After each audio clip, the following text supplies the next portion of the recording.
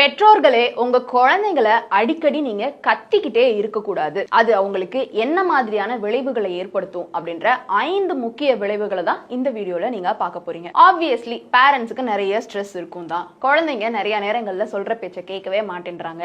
அமைதியா சொல்லிக்கிட்டே இருந்தா அவங்க காதுல விழுக மாட்டேங்குது. இந்த ஜென்டில் பேரண்டிங் அப்படின்லாம் சொல்றாங்க. அதை பண்ணா எங்க இவன் கேட்கறான், இவனை ஒரு அடி போட்டாலோ இல்ல ஒரு கத்துனாலதான் ஒரு பயம் வருது.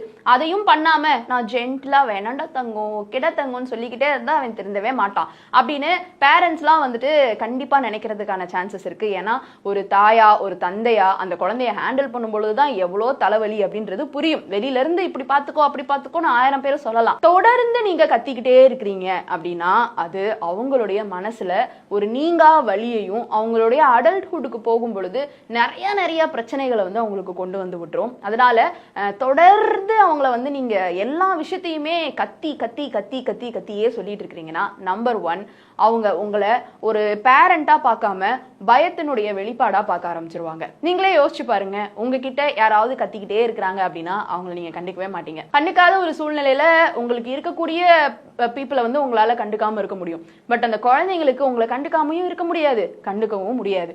அந்த நேரத்துல அவங்களுக்கு அது ஒரு பெரிய மன உளைச்சலை அந்த சின்ன வயசுலயே கொண்டு வந்து கொடுத்துருது. நம்பர் 2, இப்படி தொடர்ந்து நீங்க கத்திக்கிட்டே இருக்க அந்த மன வலி அவங்களுக்கு உடல் ரீதியான சில பிரச்சனைகளையும் கொண்டு வந்து கொடுக்கும்னு சொல்றாங்க. வயிற்று வலி தலைவலி எல்லாம் அடிக்கடி அவங்களுக்கு வருதுன்னா சாப்பாடோ இல்ல உடல் சம்பந்தப்பட்ட பிரச்சனையா இருந்திருக்காது, மனம் சம்பந்தப்பட்ட பிரச்சனையா ரொம்ப மன அழுத்தத்துல தொடர்ந்து அவங்க அதை சொல்ல கூட தெரியாம இருந்திருப்பாங்க. அது உடல்லையுமே வலியை ஏற்படுத்தும். பெற்றோர்கள் கிட்ட இருந்து தொடர்ந்து அந்த கத்தை வாங்கிக்கிட்டே இருக்கிற குழந்தைங்க அதுல இருந்து கோப்பப் பண்றதுக்கு தெரியாம அந்த கோவத்தையோ அந்த மன வலியையோ வேற யார்கிட்டயாவது கோவமா வந்து அவங்க வெளிப்படுத்துவாங்க. இப்படிதான் நம்மளும் இருக்கணும் போல அப்படின்ற ஒரு எண்ணத்தையும் அவங்களுக்கு கொடுத்துரும். சோ அந்த வலியை வெளிப்படுத்த தெரியாம அவங்களும் அதை கோவமா கன்வெர்ட் பண்ணி அவங்களுடைய உடன் பிறந்தவங்க கிட்டயோ இல்ல ஃப்ரெண்ட்ஸ் கிட்டயோ அவங்க காட்ட ஆரம்பிச்சிருவாங்க. அது கூடிய சீக்கிரத்துல அவங்களுடைய ஒரிஜினல் கேரக்டராவே மாறுறதுக்கான வாய்ப்பு இருக்கு. நம்பர் 4, டெம்பரரியா மேபி நீங்க கத்துன உடனே அந்த ஒரு விஷயத்துல இருந்து அவங்க வந்து டக்குன்னு வந்து வெளியில வந்துடலாம். ஆனா நாளடைவுல அப்படின்னு பார்க்கும்போது அவங்களுடைய கேரக்டரை சேஞ்ச் பண்ணி அவங்க நடந்துக்கிற விதத்தையே மாத்தி எல்லா விஷயத்தையும் எதிர்க்கக்கூடிய ஒரு பர்சனா அவங்க மாறிடுவாங்க. ஒரு ரிபலியஸ் பர்சனா இருப்பாங்க. ரிபலியஸ் ஃபார் குட் காஸா இருக்காது, எல்லாமே நான் அப்படிதான்ப்பா அப்படின்னு அவங்களுக்கே தெரியாது அவங்க அந்த மாதிரி தான் மாறிட்டு இருக்காங்கன்னு. பிகாஸ் அவங்க குழந்தைங்க வளர்ந்த நம்மளே வந்து நிறைய இடங்கள்ல எப்படி நடந்துக்கணும்னு தெரியாம ஸ்டில் வந்து கத்துக்கிட்டு இருக்கோம்.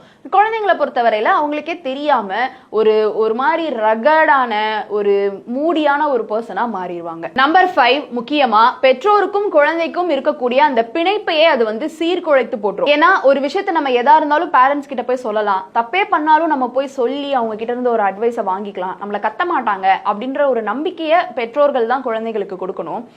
நம்ம சின்ன விஷயம் செஞ்சாலும் போய் சொன்னோம் ஐயோ கத்திடுவாங்க அப்படின்னு சொல்லிட்டு நிறைய விஷயங்களை உங்ககிட்ட இருந்து மறைக்க ஆரம்பிப்பாங்க. அவங்களுக்கு ஒரு வழிகாட்டுதல் வேணும்னா உங்ககிட்ட வந்து கேட்க மாட்டாங்க. அப்ப கேட்கலன்னா என்ன ஆகும்? தப்பான வழிகாட்டுதல் உங்களுக்கு கிடைக்கும், தப்பான விஷயங்களை பண்றதுக்கான வாய்ப்புகளும் நேரிடலாம். சோ இந்த மாதிரி தொடர்ந்து பிள்ளைங்களை வந்து கத்துற வேலைகள் வச்சுக்க வேண்டாம் அப்படின்னு சொல்றாங்க.